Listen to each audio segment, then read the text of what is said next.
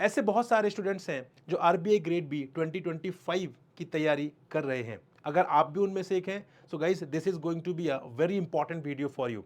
And we get queries on a regular basis कि sir how to cover the components, which subject I should take first, कितना time मुझे उस subject में लगाना है and कितने सब्जेक्ट मुझे एक साथ कवर करने हैं। So all these aspects would be covered in this particular video. And also I would be telling you the sources कि आपको कहाँ से कोई सब्जेक्ट जो है, फॉर एग्जाम्पल फाइनेंस है, मैनेजमेंट है, कॉन्ट्स है, रीजनिंग है, इंग्लिश है, आपको कहां से प्रिपेयर करना है। So we would be discussing the sources as well. So hello friends, welcome to super coaching regulatory bodies by text book. My name is Prakash and let's discuss the 6 month study plan and the sources for the RBI grade B 2025 examination. So first of all we would be discussing the 6 month study plan, then after that we would be discussing the sources for different components. तो सबसे पहले start करते हैं guys. I am taking the date from 15th November।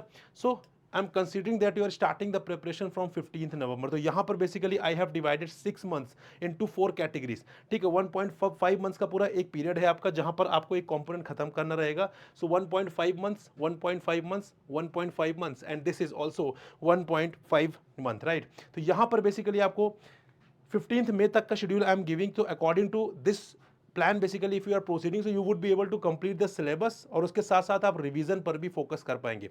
So let's discuss the plan itself here. So first of all one very very important thing that you have to keep in mind कि 2 components you have to cover on a regular basis. ठीक है, I am not talking about the current affairs.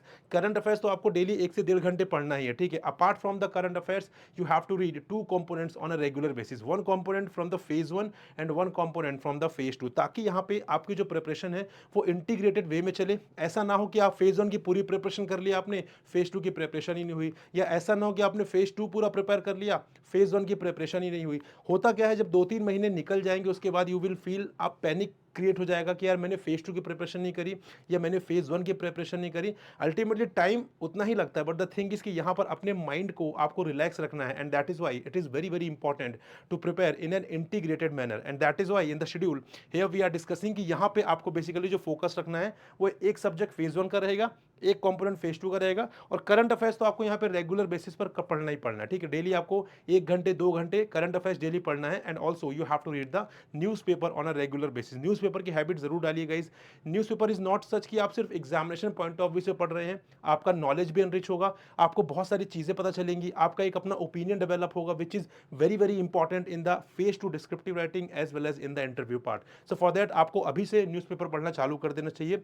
कौन से newspaper आप पढ़ सकते हैं? Multiple newspapers are there, for example the Hindu, the Indian Express, Business Standard, Economic Times, Live mint.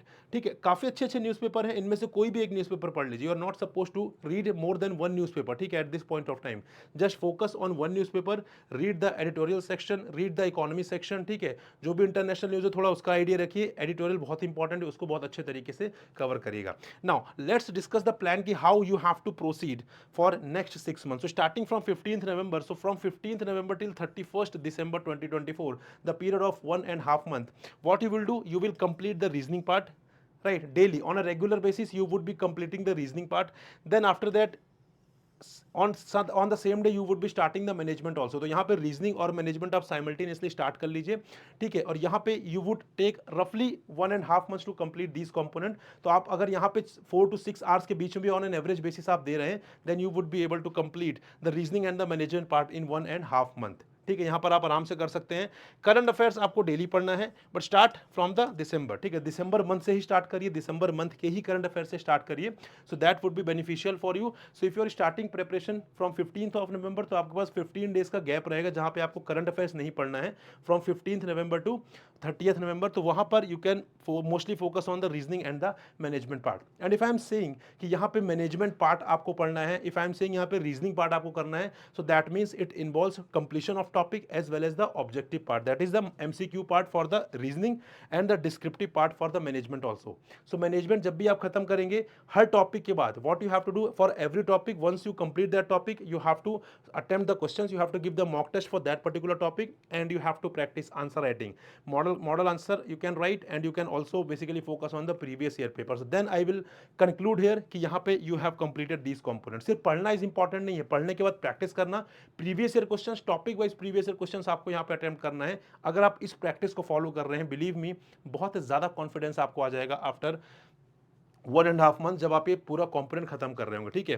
Current affairs दिसंबर का I told you have to cover in this period, and also newspaper, one newspaper I told you the multiple newspapers, उनमें से कोई भी एक newspaper जिसके साथ basically जिसकी लैंग्वेज आपको समझ में आ रही है, डू रेफर दैट न्यूज़पेपर। कोई भी न्यूज़पेपर बहुत अच्छा नहीं है, कोई भी न्यूज़पेपर बहुत खराब नहीं है, सारे ही न्यूज़पेपर अच्छे हैं, ठीक है। इनमें से कोई भी एक न्यूज़पेपर आप चूज करिए।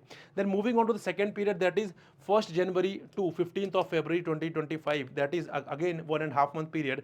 So here you would be starting quant, ठीक है, can't component you would be starting, and you would be starting finance part, ठीक है। तो यहां पर भी टॉपिक वाइज आपने एक टॉपिक खत्म किया, आफ्टर दैट गिव एमसीक्यूज, ठीक है, उसके बाद give previous year questions. Here also in the finance part, once you complete the topic, attempt the objective part जो एमसीक्यूज हैं आपके पास, then attempt the previous year paper and also focus on the answer writing part. Then I would conclude here कि यहां पे you have completed these components as well.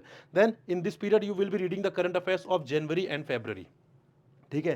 तो यहां पर आई एम कंसीडरिंग कि यहां पे दिसंबर का करंट अफेयर्स आप खत्म कर लेंगे। अगर थोड़ा बहुत रह भी जाता, this is not going to be very rigid plan, right, बहुत रिजिड नहीं रहने वाला, आपकी फ्लेक्सिबिलिटीज के हिसाब से थोड़ा बहुत वेरिएशन आप डेफिनेटली यहां पे कर सकते हैं, बिकॉज यहां पे this is a subjective component, ठीक है, सब्जेक्टिव कंपोनेंट है स्टडी प्लान खास करके, तो उसे कहीं पर रिजिड नहीं बनाया जा सकता, वो based on your strength and weakness that can be modified, but this is a kind of overall framework जिसके हिसाब से you can make the plan कि I will complete this component in this particular time, right. So आपको एक broad framework दे रहा हूं मैं, उसके बाद आप माइन्यूटली इसको डिसाइड कर सकते हैं based on the strengths and weaknesses. हो सकता है आप में से बहुत सारे लोग ऐसे हों जिन्होंने फाइनेंस पढ़ा हो पहले थोड़ा बहुत, ठीक है, ऐसे बहुत सारे लोग जिन्होंने कभी मैनेजमेंट पढ़ा हो, तो बेस्ड ऑन दैट यहाँ पे बेसिकली आप इसको चेंज भी कर सकते हैं। You can start with the finance also, you can later on cover the management also, so that is completely up to you. I am giving you the broad framework जिसके according आपको यहाँ पे proceed कर सकते हैं, ठीक है। Then newspaper you will continue reading the newspaper, right?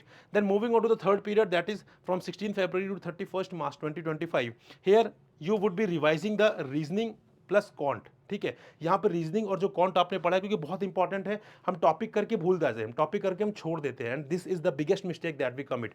So once you complete these components you have to revise here from 16 February to 31st March, proper revision आपको करना है। And again revision includes everything, revision includes the core revision of the topics, और आपको MCQs देने हैं, previous year paper you have to give, ठीक है।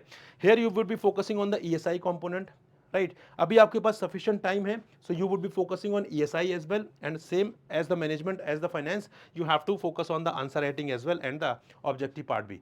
Current affairs आप कंटिन्यू रखेंगे फरवरी टू मार्च, ठीक है। फरवरी और मार्च का यहाँ पे current affairs you would be covering during this period, and newspaper आप पढ़ते रहेंगे। So current affairs and newspaper will be the plan through out this entire period, ठीक है। वो तो आपको कवर करना ही करना, उसमें कोई भी डाउट नहीं रखना है आपको। रेगुलरली आपको जो भी यहाँ पे 1 घंटे 1.5 घंटे 2 घंटे जो भी टाइम मिल रहा है, you can easily read the current affairs, और न्यूज़पेपर पढ़ने में बहुत ज़्यादा टाइम नहीं लगाना, क्योंकि पूरा न्यूज़पेपर आपको नहीं कवर करना है, आपको एडिटोरियल पढ़ना है, ठीक है। वहाँ से आपको ओपिनियन लेना है, वहाँ से कुछ इंपॉर्टेंट डेटा मिल रहा है उसको सेपरेटली नोट करते रहिए।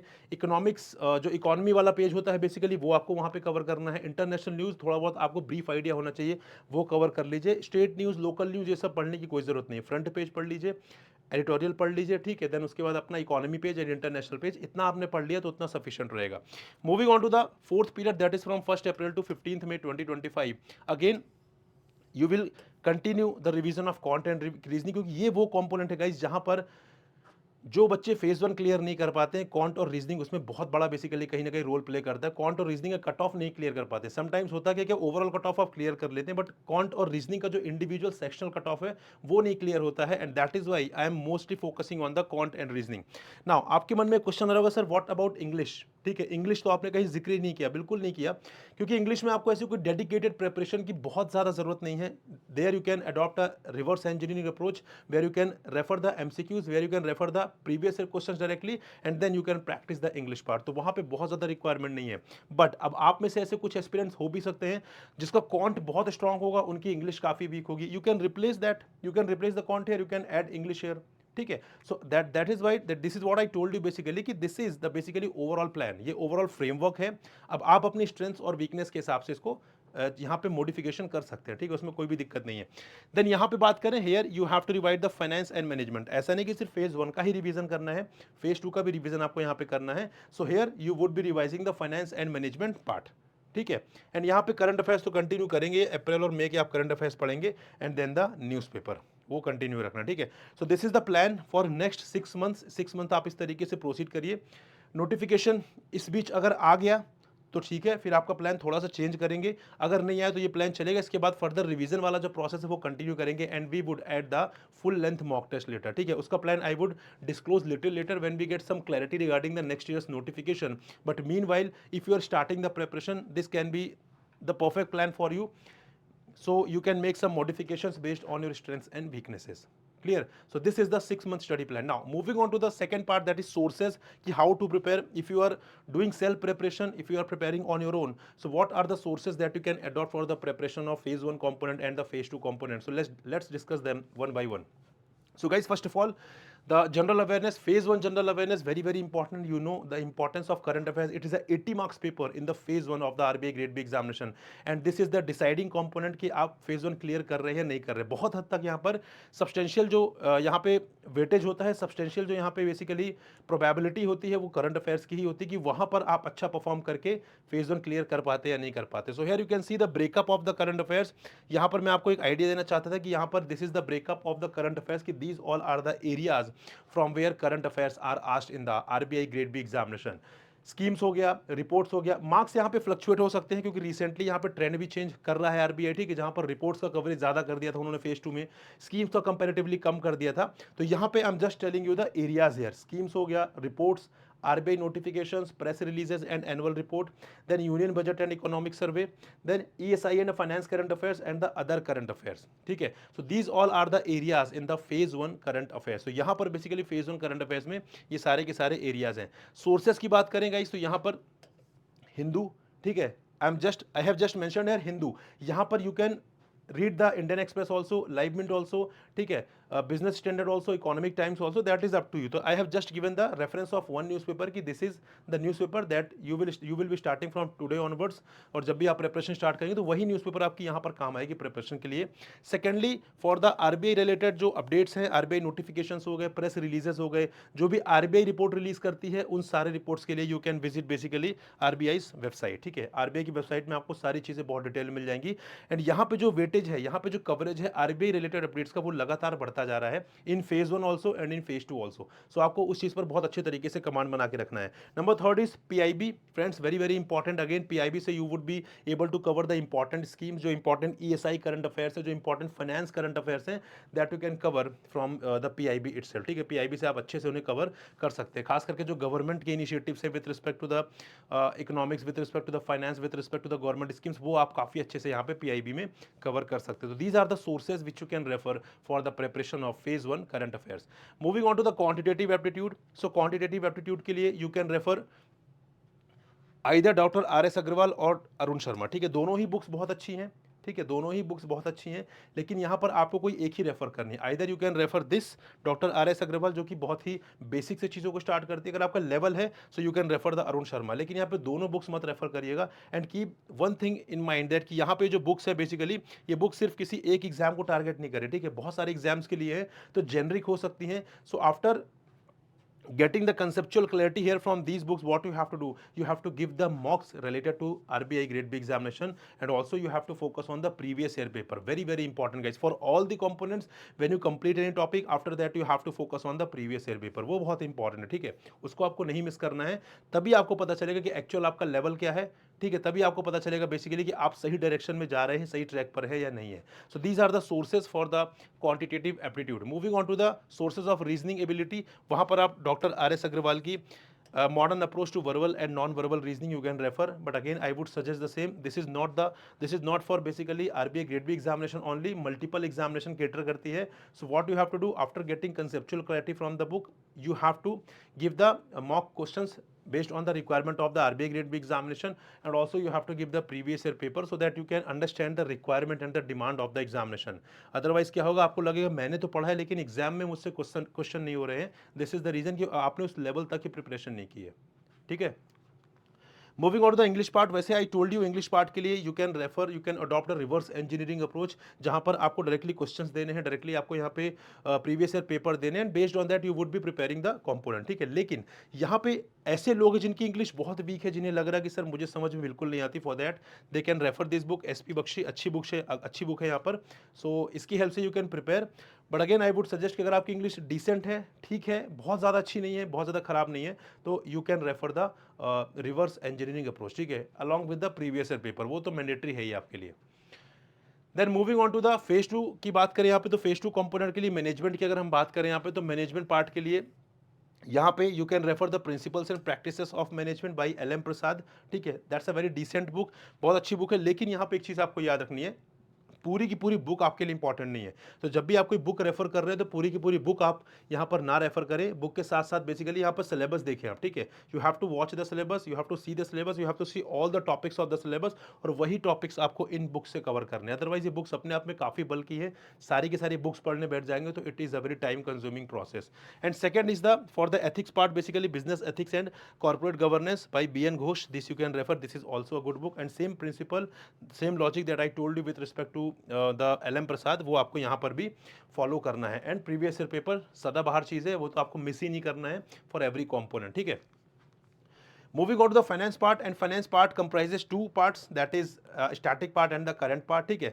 So for the static part you can refer principles and practices of banking, then you can refer bank financial management, and also you can refer Indian economy, but यहाँ पे Indian economy by Ramesh Singh, ठीक है। तो ये तीनों book आप refer कर सकते हैं, but again I would suggest very important thing है कि यहाँ पे सारी की सारी बुक मत पढ़िएगा। यहाँ पर बात करें रमेश सिंह की, तो अपने आप में यहाँ पे 1200 प्लस पेजेस की बुक है, ठीक है। तो यहाँ पे अगर आप 1200 पेजेस की बुक आप पढ़ने बैठ गए पूरी, तो आपको मजा आएगा, there is no doubt about it, but the thing is that is not required, you will be off track of the preparation, ठीक है। तो वो चीज़ ध्यान रखिएगा, whenever you are referring the books, आपको लेटेस्ट एडिशन की book ही रेफर करनी, number first, and number second आपको सिलेबस तक ही स्टिक रहना, जो भी सिलेबस में चीज़ें दी हुई हैं। अब आपके माइंड में एक क्वेश्चन ये भी आ सकता है, sir out of the syllabus भी तो क्वेश्चन आ रहे हैं, डेफिनेटली आ रहे हैं, ठीक है, there is no doubt about it, but वो उनका जो वेटेज है बहुत ज़्यादा नहीं है, एंड ऑल्सो आपको पता भी नहीं है कि आउट ऑफ द सिलेबस क्या चीज़ें आने वाली, तो वो एकदम कंप्लीटली ओपन एंडेड है, ठीक है। तो वहां पर आप जाएंगे तो उस डायरेक्शन में आप चीज़ें कवर ही नहीं कर पाएंगे। तो first of all what you have to do, first of all you have to complete the, you have to focus on these things जो आपके सिलेबस में क्लियरली मेंशन है। उसके बाद if you have time so you can cover some additional points as well, वो आप कर सकते हैं। But right now initially when you starting the preparation, so in that case you should focus on the topics which are the part of the syllabus, ठीक है। And after doing the topics from these books you have to refer the previous year paper, right? Similarly, when I talk about the sources for finance current part, right, so here you can, I told you basically RBI notifications, press releases, and all these reports are very very important. Union budget, annual report by RBI, reports on trends in banking and industry, banking industry by RBI, financial stability report, reports on currency and finance, all these you will get on the RBI's website.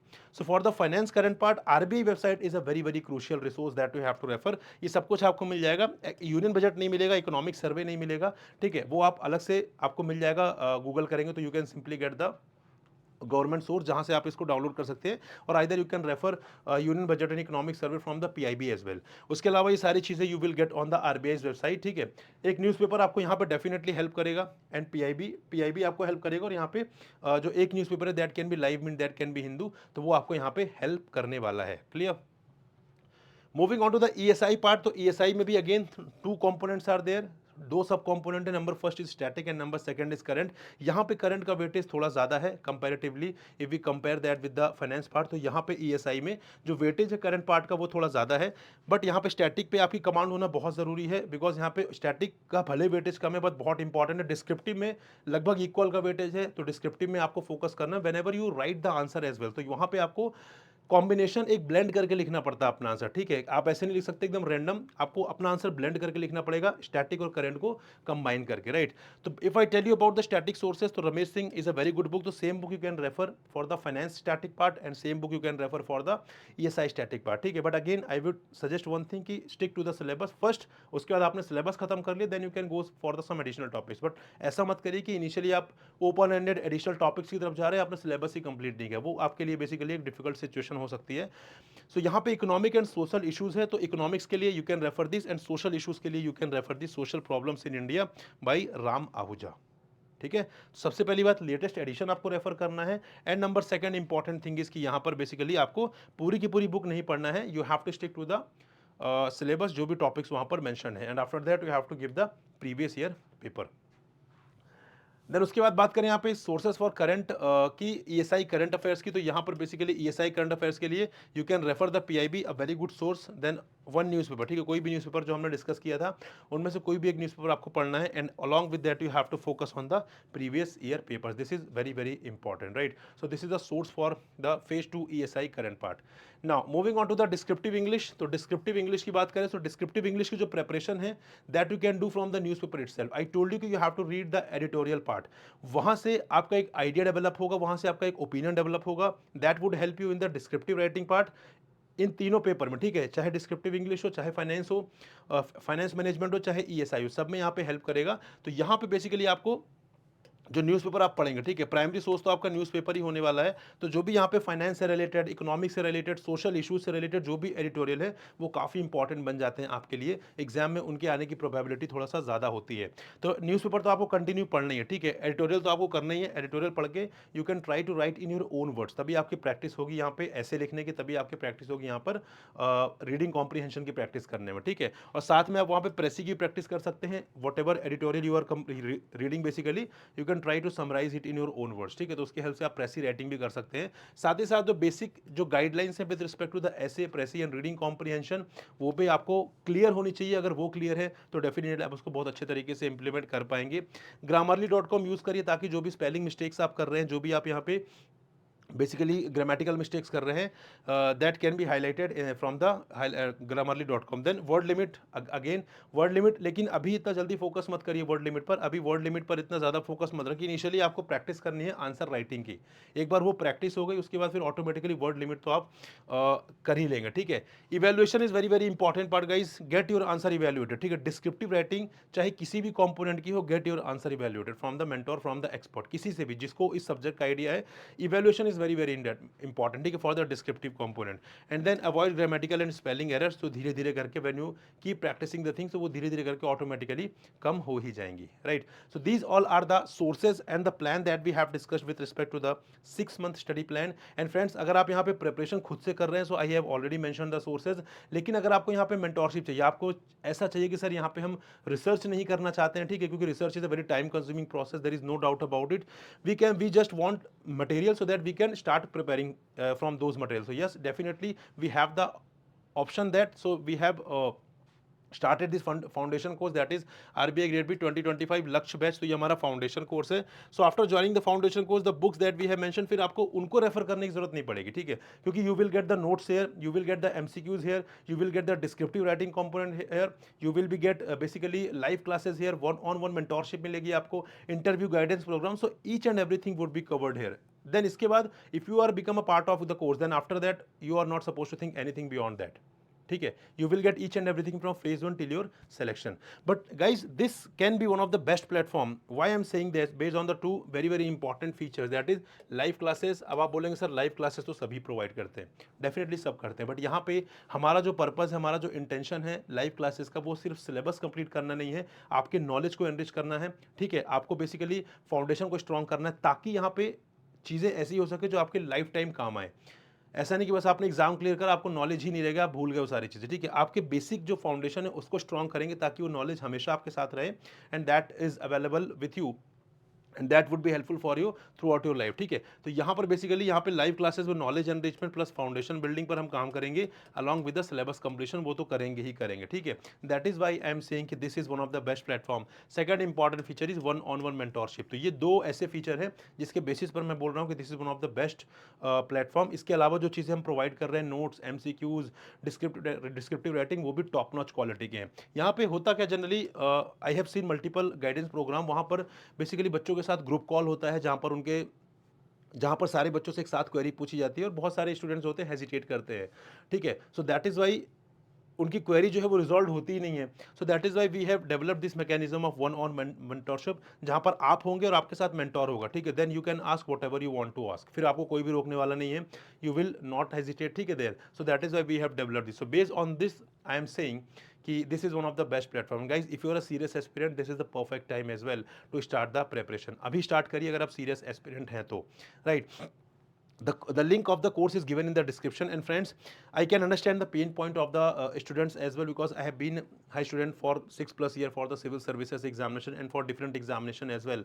Resources बहुत कम होते हैं, so we want कि यहाँ पे कम resources में काफ़ी अच्छी चीज़ हमें मिल जाए। So that is why I told you basically कि this is one of the best platform, क्योंकि यहाँ पे यहाँ पे हम बात करें कॉस्ट वाइज भी तो बहुत ही अफोर्डेबल है। यहाँ पर जो हमारा ये कोर्स है, यहाँ पर हमारा जो माइंड सेट है वो यही है कि जो पर्सन, जो यहाँ पे स्टूडेंट जो ऑफिसर बनना चाह रहा है, ठीक है, so cost should not be the barrier in his journey, in his or her journey, right? And that is why we are trying to keep the cost as minimal as we can. And also further we are providing different mechanism through which you can get further discount. So यहाँ पे already discount we are providing, but यहाँ पे with the help of coupon code you can further avail the discount. So this is my name Prakash, and that will work as a coupon code. So while subscribing the course, if you see the option, there is an option of apply coupon. If you apply my name there, so you would get further drastic discount on the final prices, and that will make the course more affordable for you, ठीक है। आप चाहे subscribe करें या ना करें, एक बार check जरूर करिए कितना डिस्काउंट आपको मिल जाता है। तो यहाँ पे you will get the drastic discount, जो जिसके चलते चीज़ें आपके लिए और ज़्यादा अफोर्डेबल यहाँ पर हो जाएंगी। And friends, I am not saying कि आप अभी कोर्स लीजिए, बिल्कुल नहीं, प्रॉपर तरीके से एनालाइज कर लीजिए। जो भी मार्केट में कोर्सेज भी हैं, कोई भी कोर्स अच्छे या बुरे नहीं होते, कोर्स सारे ही अच्छे होते हैं, ठीक है, बट वो किसी किसी आपके लिए सूटेबल नहीं हो सकते हैं, किसी और के लिए सूटेबल होंगे डेफिनेटली, तो ऐसा हो सकता है, ठीक है। तो प्रॉपर तरीके से एनालाइज कर लीजिए सारे कोर्सेज को, then take an inform decision. उसके बाद अगर आपने जिस भी कोर्स को सब्सक्राइब किया उस पर फेथ रखिए, चाहे हमारा कोर्स हो चाहे किसी और का कोर्स हो। एक बार आपने मेंटोरशिप किसी को चूज कर लिया कि यार मैं इसे एज अ मेंटोर चूज कर रहा हूँ इस पर्सन को, फिर फेथ रखिए, ठीक है, फिर आपको डाइवर्ट होने की जरूरत नहीं है। बस यही चीज मैं आपको बोलूंगा। सो आई टोल्ड यू कि link is given in the description guys. सारे डिलीवरेबल चेक करिए, एनालाइज करिए कि आपके हिसाब से सुटेबल है कि नहीं, क्योंकि जो हमने प्रोग्राम डेवलप किया है that would cover the things based on your strengths and weaknesses, ठीक है। एक ऐसा नहीं कि एक स्टैंडर्ड चलेगा, आपकी स्ट्रेंथ और वीकनेस के हिसाब से हम चीज़ों को कवर करेंगे। क्योंकि लाइव क्लासेस की भी बात करूँ, वहाँ पे चीज़ें हम बिल्कुल स्क्रैच से स्टार्ट कर रहे हैं, क्योंकि हो सकता है आपने कभी फाइनेंस ना पढ़ी हो सकता है आपने कभी यहाँ पर इकोनॉमिक्स ना पढ़ी हो। इस चीज़ को ध्यान रखते हुए we would be starting the class, ताकि ऐसे बच्चे जिन्होंने कभी सब्जेक्ट नहीं पढ़े उनको भी सारी चीज़ें समझ में आए, वो भी प्रॉपर तरीके से अपनी अंडरस्टैंडिंग जो है वो डेवलप कर सके, ठीक है जी। And this is my personal Telegram group guys, इसको जरूर ज्वाइन करिए। इसको ज्वाइन करने के बाद you can see a drastic basically जब भी आपको वहाँ पे कोई क्वेरी आती है you can simply ask me in the group and I will personally be taking care of your query, ठीक है। And also on a regular basis I would share some updates. And this is, ये WhatsApp channel है हमारे regulatory bodies का, इसको जरूर join करिए, यहाँ पर भी आपको रेगुलर इन्फॉर्मेशन मिलेगी। So I hope you enjoyed the discussion, I hope you learn something new, I hope you got the clarity with respect to how to start the preparation, how to cover the subjects, different subjects in a different time period। तो ये हमने सारी चीज़ें discuss की हैं, and also we have discuss the sources. So will come up with another informative video friends, till then goodbye and happy learning guys.